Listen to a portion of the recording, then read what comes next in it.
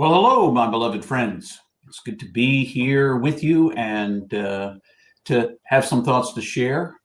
Normally share them on Tuesday. This week, it happened to be that Wednesday worked out better. I like to remind you, as always, at the beginning of these times, that you are infinitely precious and unconditionally loved for the gift you already are.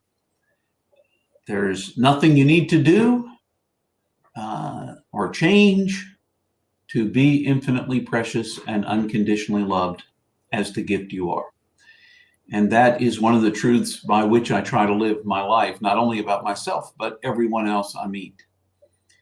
Now, I like a word that's been coming into my vocabulary more recently. That is not a popular word, apparently. It was popular hundreds of years ago, and that is the word beloved. It reached its pinnacle in the translation, I believe, and use in the King James Version of the Bible. However, I, for one, find that it's a beautiful word that kind of embodies what I hope everyone feels. That is, that you are loved. So be loved. Be loved. Recognize that you already are.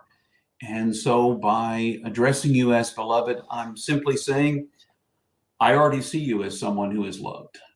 And that is the love and the connection in me is the love that connects to you. That relationality rises up. One of my favorite, perhaps my favorite mystic from the 20th century is the paleontologist and Jesuit priest Pierre Teilhard de Chardin. And one of the things that he talked about is that he believed the very fabric of the universe is love. The very fabric of all that is love. And that sense of connection makes complete sense to me. And I believe I completely concur. Not just in the way I believe, but there is something inside me that knows the very fabric of this universe truly is love. But in order to make love real, we and everything else must in some way manifest that love. How can we bring that manifestation into reality? And I want to suggest to you that you yourself are a manifestation of love. That is, your hands can manifest love, your eyes and ears and words can manifest love, your feet can walk for love. All of those ways that the universe is made up embody love. We are embodiments of love. We are meant to, through our actions and words and listening ears, make love real to the others we encounter. Now, we know that we live in a world that's filled with pain, and it seems like the pain is really coming to the forefront these days. We see it in wars and violence on our streets and in our schools and homes, a place that should be safe. All around us, there's the violence of poverty and hunger and homelessness. All of those things are a form of violence that rob people of their access to life. So how do we, in the midst of all of that pain, begin to sort of manifest, make real love? And I want to say to you that I believe that you do it by showing up. And I would say that from my own experience, the people that have shown up in my life when I needed someone to listen to me, someone to talk to, someone to simply be present as I struggled with something, those were some of the ways I really experienced love. And it was made real in my life. I've talked about a lot of different ways in these moments that people have touched my life. A very good friend of mine that we haven't been as good about keeping in touch. But from all the way back in the 80s, a good friend of mine, Harry, was there for me on a Good Friday night when I was at perhaps my lowest ebb of my adult life in the 20s. And I called Harry. He was the only person I knew. I was living in Charlottesville at the time, the only person I knew who I thought might take my call and talk to me. And I called him, and he met me on the grounds at the University of Virginia, and we went for a long walk, during which he mostly listened and additionally talked some, shared some thoughts, shared his heart, and simply was there for me. And then in the following days after that conversation of 1998, he invited me over for food, preparing his homemade pizza recipe. And it was delicious as I remember it. But even more than the deliciousness of that was his company. He showed up. Fast forward to just a couple of years ago, and my beloved wife was in the hospital. And I had a very good friend who I called on the phone and talked to about what I was going through. And that person listened. And at that point, I wasn't interested in a whole bunch of people knowing about the struggle. I didn't want a whole bunch of people to be inundating me. I was already overwhelmed as it was. And so that friend held it as a confidence and just checked on me regularly to make sure I was okay. And that was enough. That showing up was enough for me. And I was so very thankful for her and her willingness to show up for me.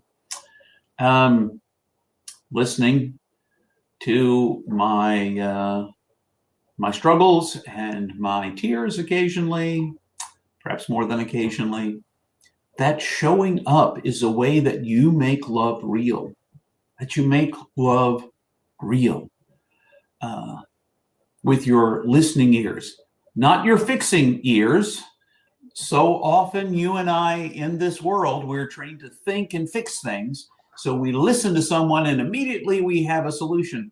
Most people do not need a solution. And if they do, they will ask you for one. They will ask, what do you think is the best way to handle this? And then you have to decide if you have a good way and if it really is the best way and if you're willing to share it. Or if you just say, well, I don't know, I need to listen. But the truth is we show up without truly listening ears. We show up with responding minds that want to give a quick fix or an answer to a question rather than simply being present for each other. That physical manifestation of presence, that being there, that listening, sometimes that hug or holding a hand or eye contact or silence, whatever it may be. And when we have no other words for a person who's struggling, simply affirming, I'm here. I'm so sorry you're going through this. That is what we need. We need more of that in the world because you see, as I manifest love and as you manifest love to all the other infinitely precious beings in this world, it has a rippling effect that we cannot see physically. We cannot stay around and watch all the ways that the love we share ripples out to others. We can't. All we can do is start the ripples. So making love real is being there, not trying to fix anything, not making it about you, but making it about the one for whom you are present. That is a way you and I can make love real in our lives because you are infinitely precious and unconditionally loved for the gift you already are. And so am I. And so is everyone else. The people we love, the people we struggle to love, the people in our world that seem somewhat unlovable, they're all infinitely precious. They are all loved. And as such, we're invited to manifest love to them. And we hope that they'll manifest it back, but you can't be responsible for what they do, only for what you do. So the next time you have an opportunity to show up for someone, maybe even out of the blue, just call a friend, just text a friend, just send it, well, an email to a friend, I guess. Whatever, write them a note, send it via snail mail. What a shock. Just to let them know they matter, that they're cared for, because that's a way that you make love real. And every one of us can do it. Every one of us can make it real. So those are my thoughts today. You are infinitely precious and unconditionally loved for the gift you are. Go and see that in everyone else and be that to everyone else. Make love real. So until the next time, I hope you'll have a great week. And even if you don't, I hope the manifestation of love will show up for you in the form of a friend or a loved one who is there for you.